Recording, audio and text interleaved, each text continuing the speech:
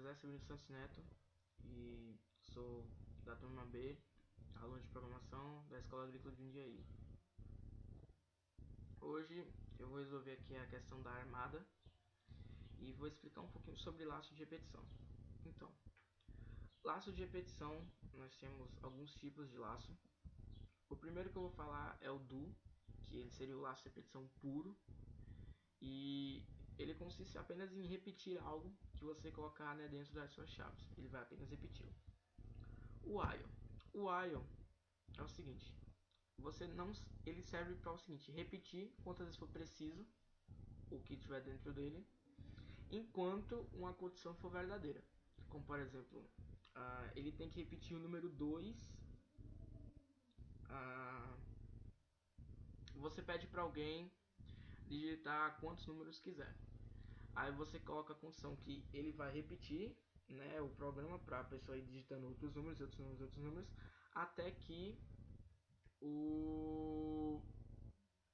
a soma dos números que ela digitou dê 20. Aí, então, quando chegar a 20, vai parar o laço de repetição. O do while. O do while é mais ou menos a mesma coisa que o while, mais ou menos, só que no caso tem um do antes. Para quê? Para que o laço se repita pelo menos uma vez. Então, tipo, ele tem que repetir uma vez antes de acabar, antes que a condição seja verdadeira. E por último, o for.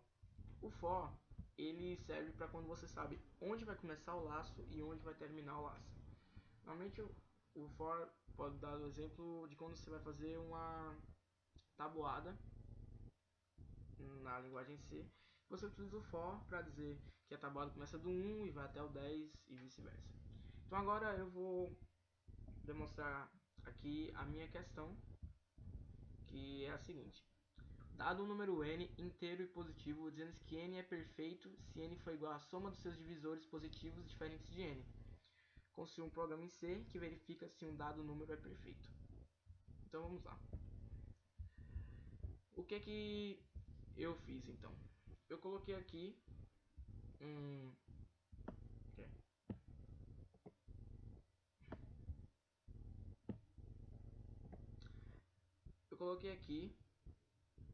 um printf para você digitar um número, né? Para eu poder pegar o número que você digitou. Eu contei um número como n, coloquei ele a variável n para pegar esse número. E aí começa o programa. Então, o que acontece? Quando if o número que você digitou for diferente de zero, porque tipo, não pode ser um número negativo, tem que ser um número positivo e diferente de zero. Enquanto o número for diferente de zero, faça essa conta, que no caso eu usei o for. Por quê? Para você saber se o número é perfeito, você tem que somar os divisores desse número que não sejam ele mesmo. Então o que acontece? Eu coloquei um for para contar, né, do 1, que seria o tipo divisor de todo número, até um número antes desse número. Conte mais, né, que é para ir contando de 1 em 1. E o que acontece? Desse jeito, ó, aí vem a primeira condição, né, que se conte for igual a zero. Se conte dividido pelo número for igual a zero. Como é que funciona então? Aqui no for, eu estou dizendo para ele, nesse caso, que é para ele dividir tudo que tiver entre 1 e o número, tirando o próprio número. Aí então ele vai dividir todos esses números que tiverem entre um e outro.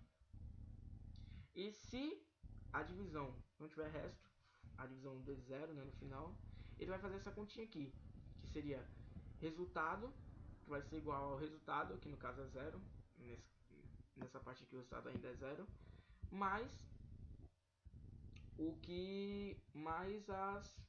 os divisores, né, que derem igual a zero do número. Então ele vai contar, né, todos os divisores, que isso vai dar igual a um resultado. E se esse resultado for igual ao número, que seria o segundo if, ele vai demonstrar na tela, né, o printf dizendo que o número é um número perfeito. E se não, o número não é um número perfeito. Agora vamos rodar o programa para vocês entenderem bem como é.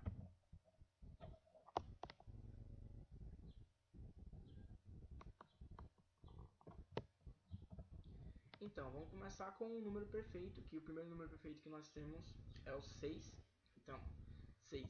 Por quê? Porque 6 é divisível por 1, por 2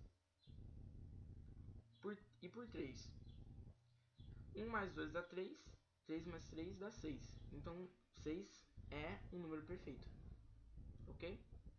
Aí, quando não é um número perfeito, como por exemplo 4. 4 é divisível por 1 e por 2.